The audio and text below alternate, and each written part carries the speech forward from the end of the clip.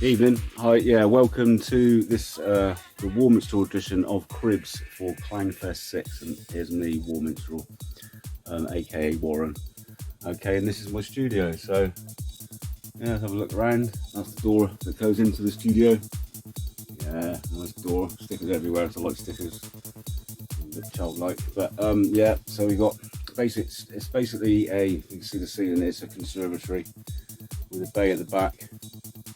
And because of the shape of it, it's not too bad really. But I've got a clad on the ceiling, which is 100-metre rock wall slab in a frame with some cloth over it, and I've also got those 100-metre rock wall slabs all going all around the edge.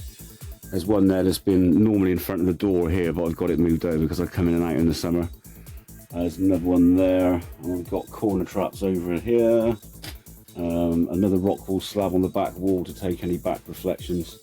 And it's quite dead. I don't know if you can hear my voice, but if you stand in the middle of this sweet spot right here, in sort of like, you know, the perfect triangle between the speakers, you get a nice dead sound. It's almost 2D, sort of sounds like you're in a, you know, a soundproof room, you know. So that's that. I've got a basic setup which consists of a tower computer, which is an i7, that's 16 gigs of RAM, running Ableton Live 10.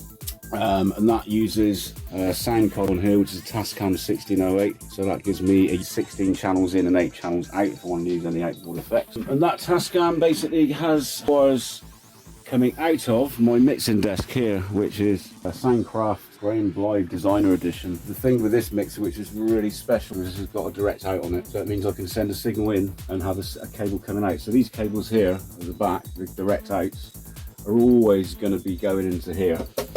And then the front end of it just depends on what I've got in. So I've got my drums, which goes into, I've got a separate drum mixer here, which then goes into channels 1 and 2. Left and right of this is pick on the left and snares and everything else on the right hand channel. All the rest of my gear goes in there. So my 303 copy, my MS101, my Neutron, my loaned Model D, which is loaned from the fantastic Mark Gardner at the Acid Clown. Big up to Mark.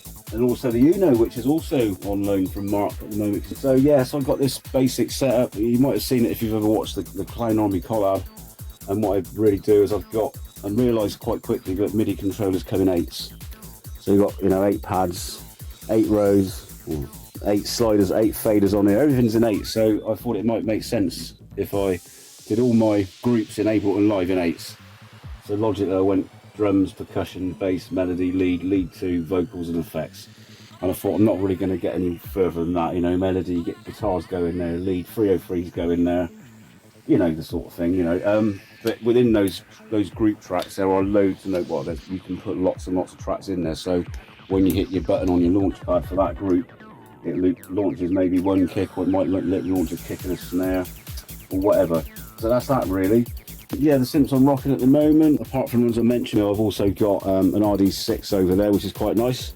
Which goes on separate outputs over to this little Soundcraft mixer, and over here we spoke earlier. Got the TD3, TB03, and we've got the fantastic SCAT bass synth wired up with CV from my TD3, and that's you're basically sending the same line from the TD3 from CV into this, and it's proper low. I mean, the oscillators go so low, really cool. You can have a sine wave and also add a sawtooth and a square wave as well. Over here then we've got the MS101. I've also got an ACI pad which I use for sort of doing drums and also sometimes trigger in my stutter. There's a stutter edit on my drums, which if you know it's a VST, but it's specifically designed this stutter edit so that when you say hit a kick drum, which I'll do now if you like. Hey, so we've got a kick drum going, I'll turn it up a lot, and when I hit these buttons I get rolls.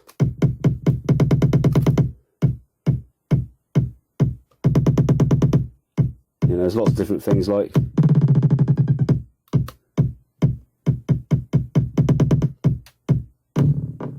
it's a proper slow one, so you get the idea. And I sometimes use that pad, set of 16 pads hooked up to another stutter on vocals, which is really cool. So if you've got a vocal which is repeating, you can then change that. I've also got a second tower which is under that side of the desk, and that tower is hooked up to this huge TV which is serving as a monitor and a second monitor. So this computer here does my OBS. to which I've got a single webcam. I've also got a few old mobile phones, which I can highly recommend as OBS cameras, because you can set them up to be a web camera on. There's hardly any latency whatsoever. Hanging around the walls, an old slide guitar I made out of some bits years ago. I've got a Gould jazz bass, which is really nice. You know, even though it's only a Gould, this bass was put together proper. Sounds really good. This one is a P bass. I think it was bass. I've set up with some nice pickups on it and shinned the neck a little bit. And over here we've got a P bass, which my friend John, who sadly passed away a few years ago, had sat in the corner of his room. All the frets were all broken, so I took all the frets out, polyfilled them all up, and turned it into a fretless P bass. Over here we got an acoustic. So I chucked the humbucker on that. Those bald marks on there are from 30 years of playing. That's mental, isn't it? You know. Then over here we've also got my my fake Strat, which is nice, and I did fake wear on that. We won't talk about too much, but plays really nice. Put yeah, Gilmore switch on it, which basically means you can have the neck pickup and the bridge pickup on at the same time, which you can't normally do. Then we've got the Telecaster, which has got that configuration. It's a Squire. Funnily enough, this shitty non-tele Stratocaster is made from parts that aren't anything to do with Fender whatsoever. Plays better than the Squire Tele, and also this Harley Benton SG, which is actually really nice. The neck's a bit thick, so that takes a bit of getting used to. It's a bit of a sort of baseball bat neck. Cool. And that's it really. So you've gone on a full loop around the studio, and this is where I spend a lot of my time. Either just watching the URL or talking to Mark, talking about his problems and stuff, and why this thing ain't working, why his MIDI's not syncing and that, because that's kind of all I do. No, it's not, I'm joking. But no, it's great to be part of the Clown Army, repping the t-shirt at the moment. But anyway, so this is my crib. I'm WARMINSTREL, aka Warren. Thanks very much for coming along and having a bit of a look. And this is it. This is where I spend my time. Being stupid and mainly just watching wanky videos on YouTube, like building guitars and things like that. That's kind of my thing at the minute. Anyway, thanks for coming by. We'll see you soon. Right, cheers buddies.